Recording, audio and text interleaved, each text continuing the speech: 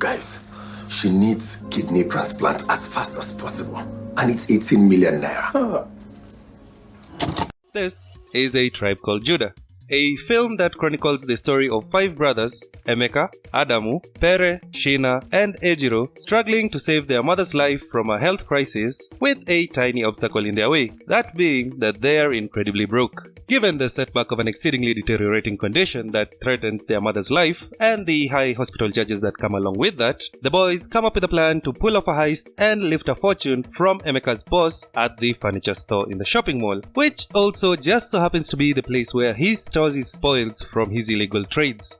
More incredibly, however, is that A Tribe Called Judah was not just a heist film in concept. The film actually ended up pulling off its own heist in real life, racking up enough bank to become the highest grossing Nollywood film of all time. Which begs the question, how exactly did A Tribe Called Judah pull off this incredible heist? Well, before I rob you of any more of your time, I would like to ask you to hand over your subscription by placing your finger over that subscribe button for more videos just like this. Much like any other heist in a heist movie, A Tribe Called Judah's box office blow-up required a plan, a target, a crew, and a getaway strategy. The plan was quite simple. In fact, it is a plan used by pretty much every other filmmaker in the industry to create a piece of art that can be enjoyed by general audiences, and if one is lucky enough, they will buy into it. A plan as old as time with a target, or rather target audience, deeply ingrained into the plan itself. And it is arguably here, whilst marking the target, that A Tribe Called Judah excelled in spades. As despite its story being written around the set piece of a major heist, it is actually very deeply rooted in the themes of family, sacrifice, and cultural unity. Now, the themes of family and sacrifice are quite overt for anyone who watches the film, seeing that majority of the movie's runtime is dedicated to showcasing the lengths to which the family of Judah goes to protect their own. What goes under the radar, however, is the theme of cultural unity, more so for audiences outside Nigeria. You see, the 5 sons of Jedida Judah all have 5 different fathers, who hail from 5 different regional divides of Nigeria and thereby are of 5 different Nigerian ethnic groups. Are you not ashamed? You have 5 sons from 5 different men, from 5 different tribes in the country. The screenplay works not only in the more obvious blood is thicker than water sense because the Judah are family, but it is also layered in a figuratively deeper exploration of cultural diversity, perseverance, and the unifying power of love and human social connections. This is not only explored through the Judah family directly, but also indirectly through the relationships and connections such as that of Shina with his band of hooligans or that of Ejiro with his girlfriend, all of whom consistently come through for the family, unified by loyalty to one or two of the Judah boys. This showcase of unity and collaboration beyond ethnic ties is massive as far as messaging goes. All this to say, on a fundamental level, the cultural value of A Tribe Called Judah locally within the Nigerian borders far surpasses any value audiences outside it could ever ascribe to it without the understanding of its core thematic relevance. So, with the plan down and the targets well in sight, next for a successful heist comes the crew.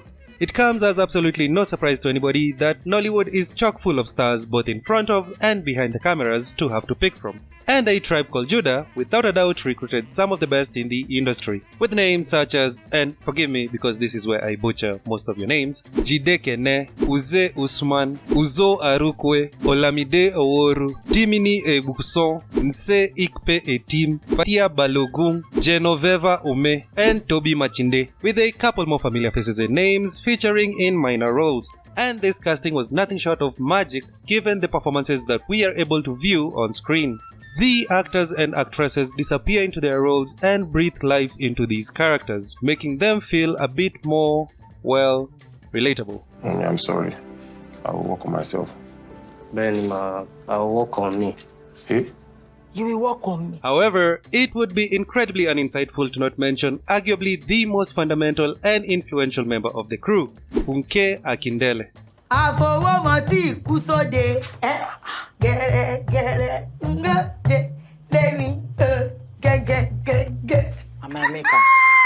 Known as the box office queen for churning out 2 of the other top-grossing Nollywood films of all time, Battle on Booker Street and Omogeto, The Saga, Funke Akindele took up a tripartite role in the making of A Tribe Called Judah as the director, a writer, and also occupying the role of Jedediah Judah, the mother of the 5 siblings whose ailment forms the inciting incident of the entire narrative.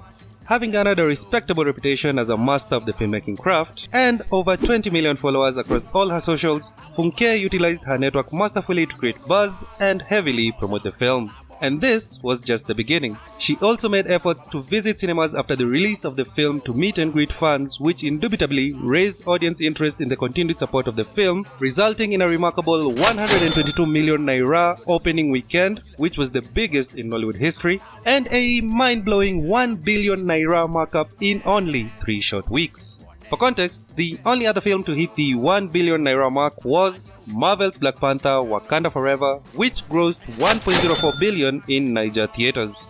As for A Tribe Called Judah's box office performance, it continued to grow and exceed expectations, ultimately capping off at 1.4 billion naira, making it the highest grossing Nollywood film of all time.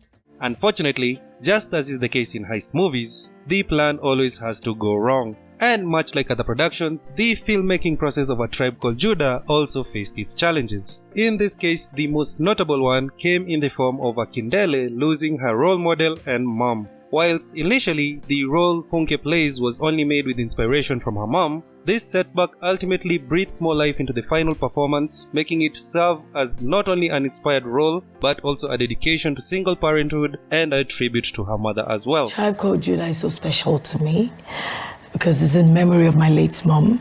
I didn't know she was going to pass on. And while acting, you know, I could feel her presence. I acted like my mom in the film. All the emotions before she passed on, you could see it in the movie.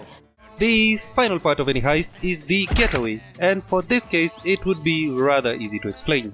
The passion and dedication of the filmmakers to this project, a screenplay that made audiences feel represented, and the camaraderie of the cast and crew made this for an easy break with the cash, as many people in the audience actually wanted them to succeed.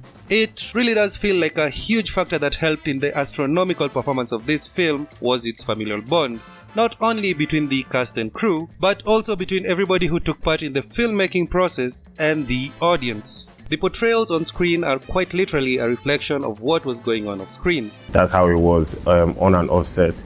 We created a bond that I don't think can be replicated with any other set of actors or directors or filmmakers in general in Nollywood. And I feel like when you guys watch the movie, it all makes sense. And that just served to endear this film to audiences. Couple that with the themes, narrative through lines, and situations that audiences felt they could relate with, ultimately made A Tribe Called Judah a box office juggernaut that called for people to continue streaming into theaters to watch, with some, probably, even repeatedly so.